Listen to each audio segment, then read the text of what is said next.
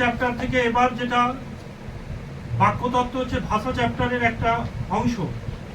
তো বাক্যতত্ত্ব থেকে 2025-এ এই গঠনগত দিক থেকে বাক্যকে কটি ভাগে ভাগ করা যায়, কি কি, আর প্রত্যেকটি বলছে উদাহরণ সহযোগে প্রত্যেকটি ভাগে একটি করে উদাহরণ দাও বা পরিচয় দাও। এই প্রশ্ন আসার মতো প্রশ্ন 2025-এ 3টি নোট ঠিক করা হয়েছে এবার। তো তার মধ্যে গঠনগত দিক থেকে বাক্যকে কটি ভাগে ভাগ করা যায়, কি কি, উদাহরণ সহযোগে আলোচনা করো। এটা 2025-এ আসার মতো প্রশ্ন এবং এই প্রশ্নগুলির মধ্যেই আসবে। তো এর পরবর্তী দুটো আলোচনা করব। আজকে হচ্ছে গঠনগত দিক থেকে বাক্যকে কটি ভাগে ভাগ করা যায়, কি কি, এবং প্রত্যেকটি ভাগের একটি করে উদাহরণ দাও। ভালো করে শুনিস। তো গঠনগত দিক থেকে বাক্যকে 3টি ভাগে ভাগ করা যায়। কটি বললাম? হ্যাঁ, একটা হচ্ছে সরল, একটা হচ্ছে যৌগিক, আর একটা হচ্ছে জটিল। তো সরল বাক্য কাকে বলে? যে বাক্যে বলেছে উপস্থিত বা উহ্য একটি মাত্র সমাপিকা ক্রিয়া থাকে। কি ক্রিয়া বললাম? সমাপিকা ক্রিয়া। হ্যাঁ, মানে একটি মাত্র সমাপিকা ক্রিয়া থাকবে। কি ক্রিয়া? হ্যাঁ, সমাপিকা বুঝিস তো? সমাপিকা মানে যে বাক্য সমাপ্ত হয়েছে। অসমাপিকা ক্রিয়া মানে যে বাক্য সমাপ্ত হয়নি।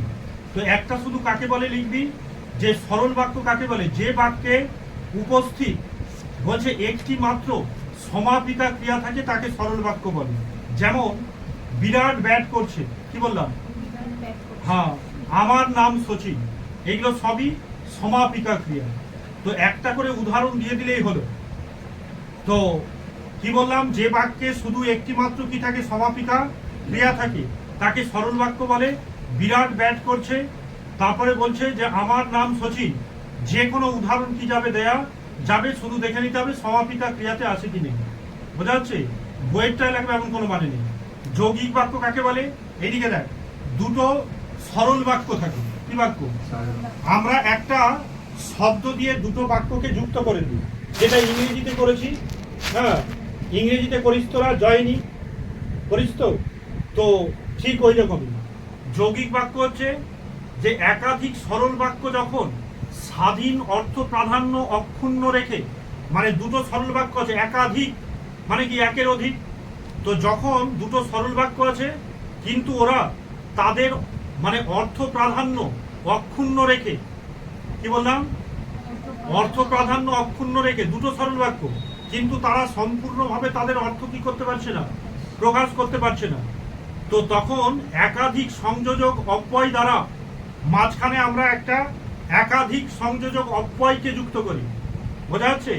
তখন দেখবি ওই দুটো সরল বাক্য একটা অর্থ কি করছে? প্রকাশ। কিন্তু দুটো সরল বাক্য প্রথমে একটা অর্থ কি করছে না? প্রকাশ করছে না, উজ্জ্ব রেখে দিচ্ছে, অনুপস্থিত, মানে অর্থ প্রাধান্য পাচ্ছে না।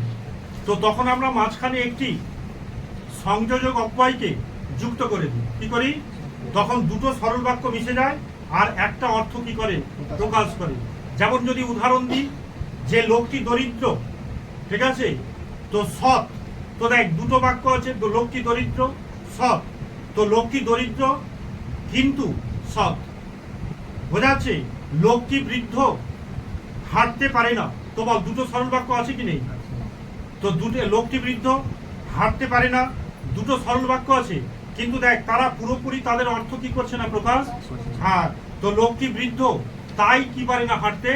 এই যে তাই হচ্ছে সংযোজক, মানে একটা শব্দ আমি মাঝখানে কি করলাম? যোগ করে দিলাম। বোঝা যাচ্ছে? তখন আমরা এইকে বলে থাকি যৌগিক বাক্য। কি বাক্য? বইয়ে উদাহরণ কি দিয়েছে? বলছে আমরা পুরী যাব এবং কোণার্কের মন্দির দেখব। এই যে এবং, এটা হচ্ছে সংযোজক। তো আমরা পুরী যাব, এটা একটা সরল বাক্য। কোণার্কের মন্দির দেখব, তারপর আমরা কোণার্কের কি দেখব? মন্দির। হ্যাঁ, তো মাঝখানে যখন একটা যুক্তাক্ষর সংযোজক অব্যয়কে যোগ করে দেওয়া হলো, তখন দেখ দুটো সরল বাক্য তার অর্থ কি করছে? প্রকাশ করছে। এই হচ্ছে তো যৌগিক বাক্য। দুটো উদাহরণ দিয়ে দিবি যে কোনো। থাকলো কি? জটিল বাক্য। বলছে যে বাক্যে একটি মাত্র খণ্ড বাক্য থাকবে। কটি? হ্যাঁ, আর বলেছে একাধিক অখণ্ড বাক্য থাকবে। একটি মাত্র খণ্ড বাক্য আর একাধিক কি অখণ্ড বাক্য, তখন আমরা ওকে কি বলবো? জটিল বাক্য। জটিল বাক্য কেমন? যে যখন ট্রেন এলো তখন ছেড়ে দিল, যখন তখন যদিও তদিও যে সে যা তা, যা দিয়েছো তা খেয়েছি। বোঝা যাচ্ছে? তুমি যদি আসো তাহলে, যদি তুমি আসো তাহলে আমি যাব। বোঝা যাচ্ছে? তো যখন আমরা দুটো শব্দ বসাই, যখন ট্রেন এলো তখন ছেড়ে দিল, এই যে ট্রেন এলো ছেড়ে দিল, এটা দুটো সরল বাক্য আছে। যখন ট্রেন এলো তখন ট্রেন কি দিল? হ্যাঁ, তো এক বা একাধিক, বোঝা যাচ্ছে? কি বললো? অখণ্ড বাক্য।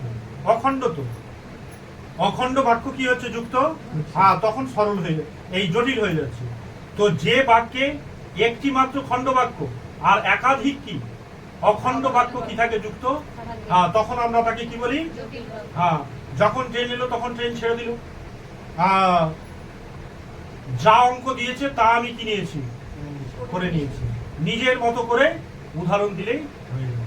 আর এটা 2025-এ একবারে সম্ভাব্য প্রশ্ন। বোঝা যাচ্ছে? সম্ভাব্য প্রশ্ন। ঠিক আছে? 3টে বেঁচেছে, 4টে অধ্যায় আছে। তো বাক্য তত্ত্ব থেকে এই প্রশ্নটাই দারুণ দারুণ ইম্পর্টেন্ট আছে। আর পরবর্তীগুলো পরবর্তী এতে ভিডিওতে দেওয়া থাকবে, আর আসবে এগুলোর মধ্যে। ঠিক আছে? কোনো চিন্তার কোনো কারণ নেই। আমি তোমাদের ছোট ভাই, আমি বারবার বলছি আমার বাবার কমনগুলো তোমরা করো, 99% আসবে। ও তোমরা অনেকে ভিডিও দেখছো কিন্তু লাইক আর সাবস্ক্রাইব করছো না। তোমরা লাইক এন্ড সাবস্ক্রাইব করে আমার বাবার চ্যানেলটাকে একটু আগিয়ে নিয়ে যেতে সাহায্য করো।